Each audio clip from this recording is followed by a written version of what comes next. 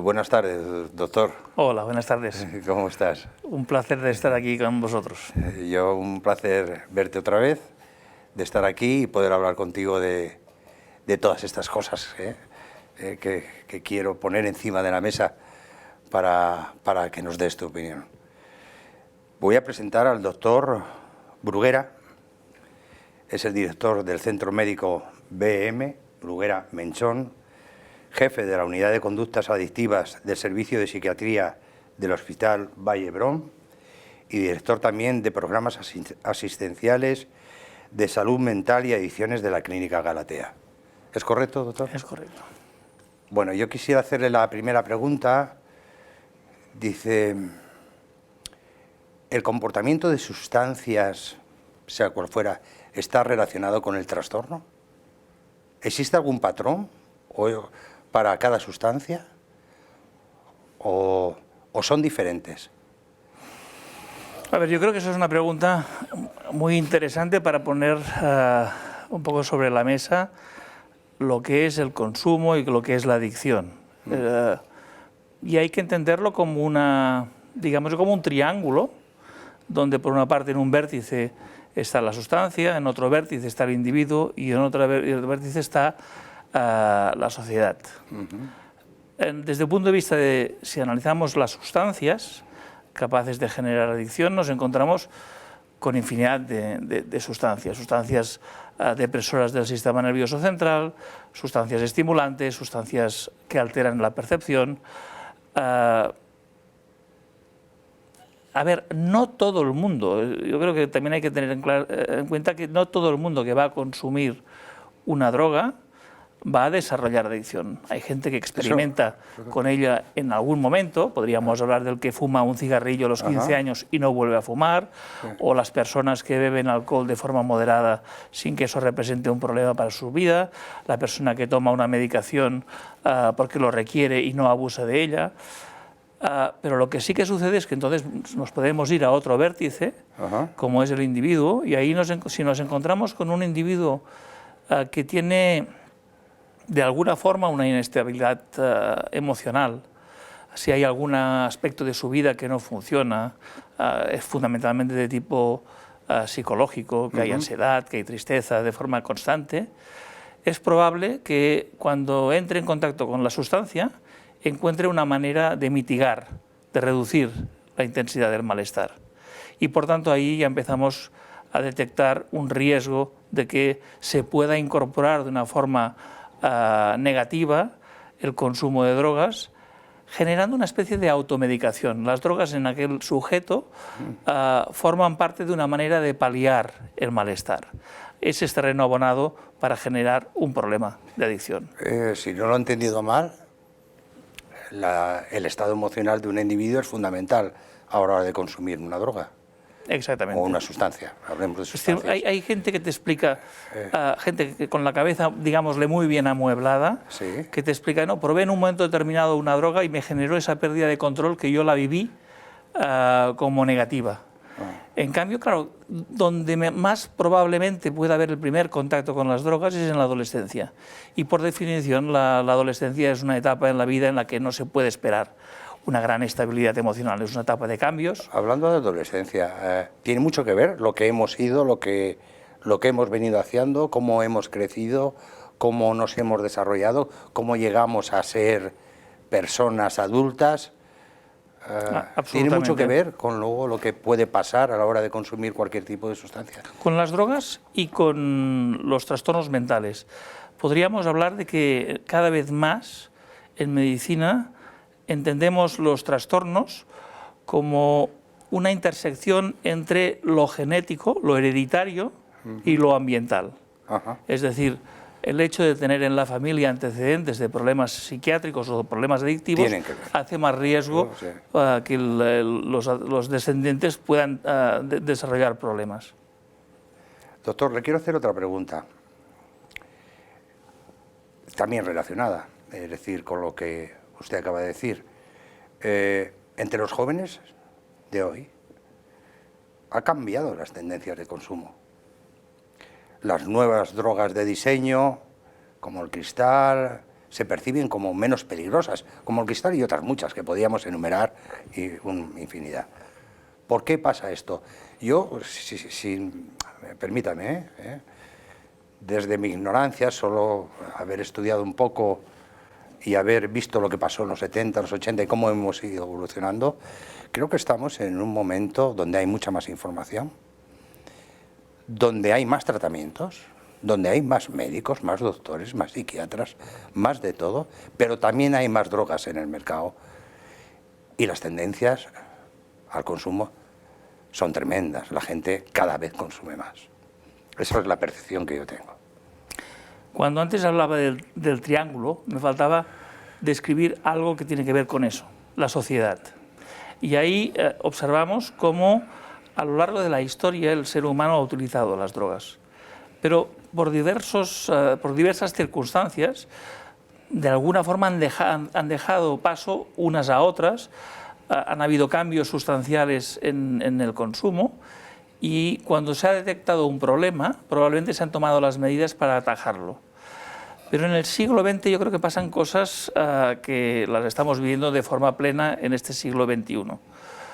Por una parte, las drogas son probablemente, después de las armas, el negocio más importante desde un punto de vista económico del mundo. Ayer, me perdona un momento, ayer vi una noticia en televisión que casi da vergüenza.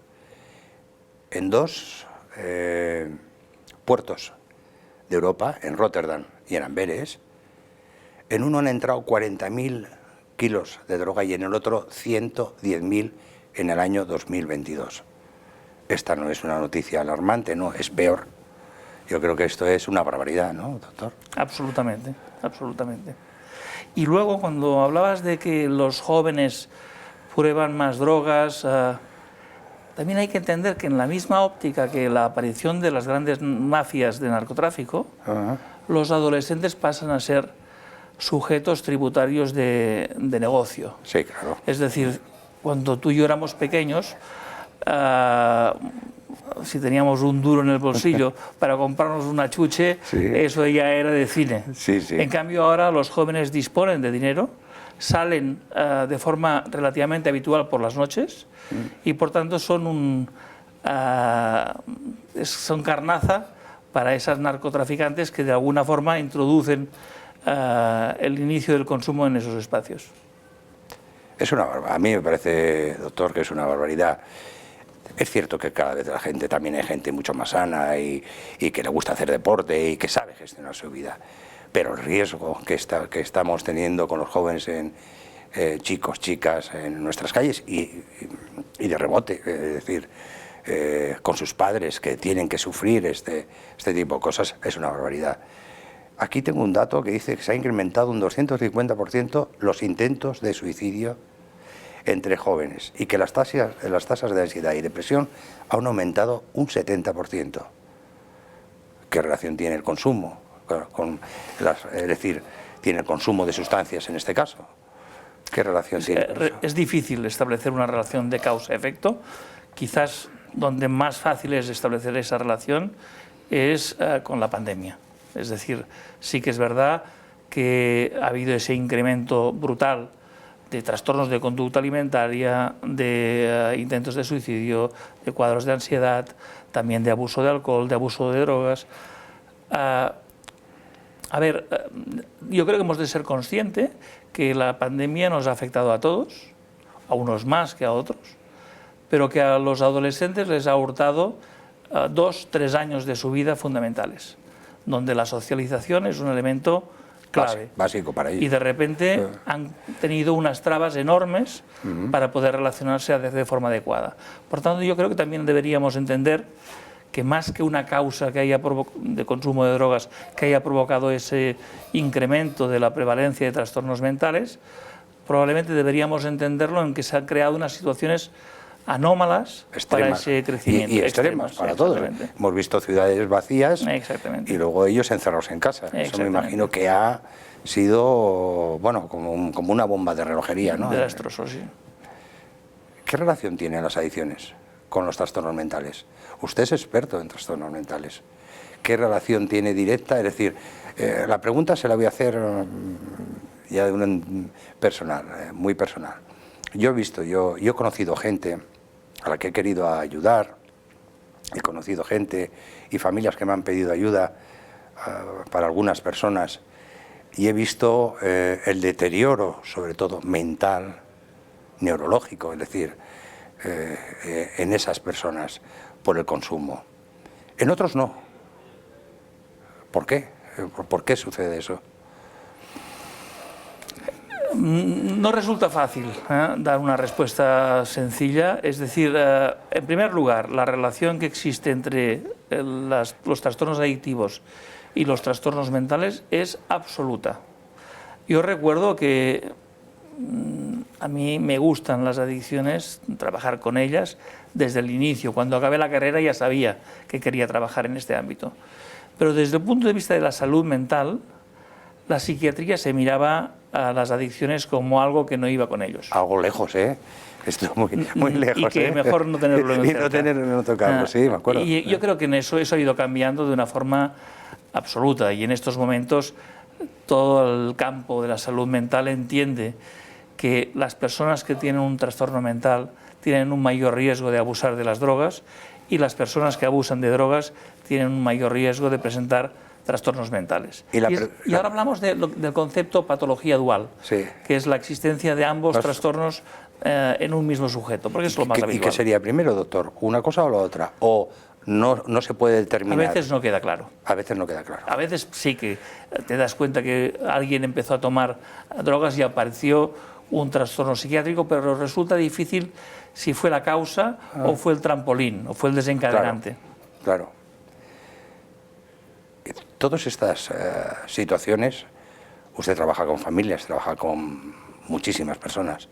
Yo lo conozco de hace mucho tiempo y sé la labor que hace para solucionar ese tipo de problemas, ¿no?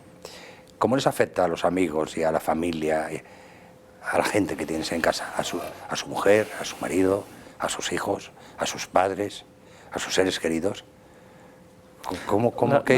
Las adicciones tienen un efecto devastador en el entorno, por el sufrimiento que causan y además por las consecuencias que provocan. Es decir, el sujeto que de repente o de forma progresiva las drogas son el elemento central de su vida, tienen un mayor riesgo de separaciones matrimoniales, de desestructuración familiar, de abandono,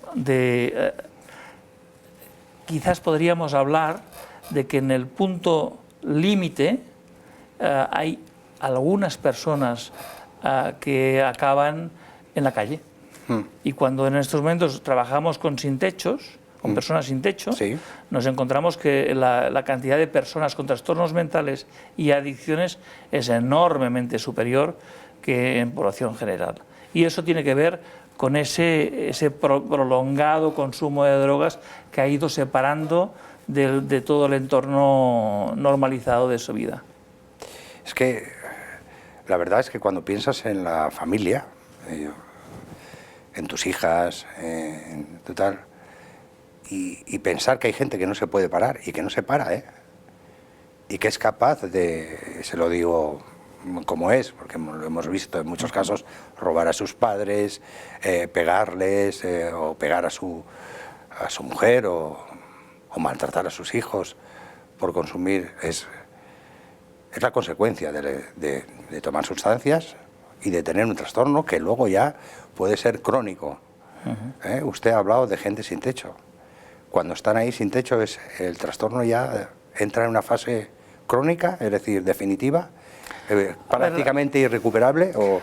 El término crónico hay que entenderlo como algo que somos capaces de detener el proceso, pero no de curar.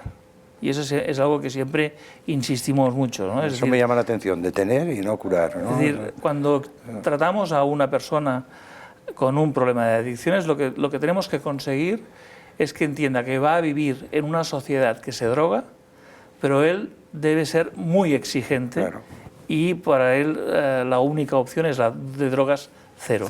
Porque si vuelve a entrar en contacto con el intento de un consumo moderado, no conflictivo, se va a producir una recaída fatal. No hace falta que me lo diga. Entonces, yo creo que es uno de los grandes objetivos de cualquier tratamiento. Doctor,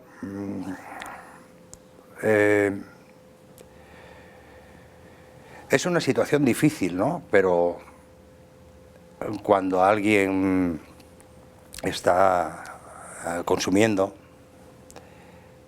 y a mí me gustaría, pues, en esta entrevista mandar un mensaje a todas aquellas personas que nos van a ver, que es una situación difícil, pero se puede salir, y que se puede superar, y que luego se puede vivir maravillosamente y tener un trabajo digno, y volver a recuperar a tu familia, y volver a dar un beso a tus hijos, volver a verles, acostarles en la cama, darles las buenas noches.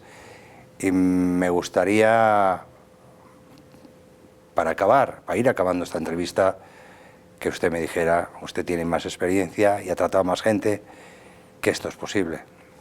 Hombre, después de 35 años de trabajar en el campo de las adicciones, si pensara que no hay solución, me habría retirado hace mucho tiempo. Y yo estoy convencido de que un adicto es alguien que tiene un problema que resolver. Es un enfermo. Exactamente. Y quizás el problema que tengamos es la estigmatización del problema, que hace que mucha gente que supera una adicción no lo explica. Es decir, por ejemplo... Yo se lo explico a todo el mundo.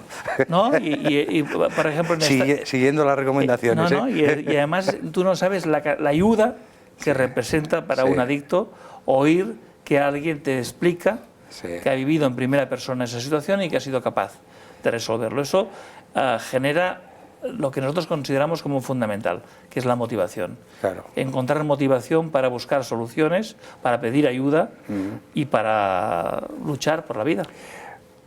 Eso es lo que vamos a hacer en Relife, y lo vamos a hacer también pidiéndole su colaboración. A mí me gusta dar conferencias, usted lo sabe, a mí me gusta hablar a los chicos, a los jóvenes, a los padres, a los enfermeros, a los policías, a todo este colectivo que sufre muchas veces, sufren en situaciones donde nosotros no somos las personas que éramos producto del consumo y de las adicciones, y a veces pues nos cargamos a mucha gente por el camino, ¿no? Nos gusta hablar de esto, queremos hablar de esto en Relife, en nuestra fundación, queremos contar con su colaboración y con su experiencia, y que, doctor, yo estoy feliz y encantado de estar a su lado. Para mí es un referente, es una referencia en todos los sentidos. Gracias, primero por su amistad y luego por haber sido tan comprensivo conmigo cuando le pedí ayuda, que ha sido usted una persona maravillosa en mi vida. Me alegro muchísimo. Muchas gracias. Gracias, doctor.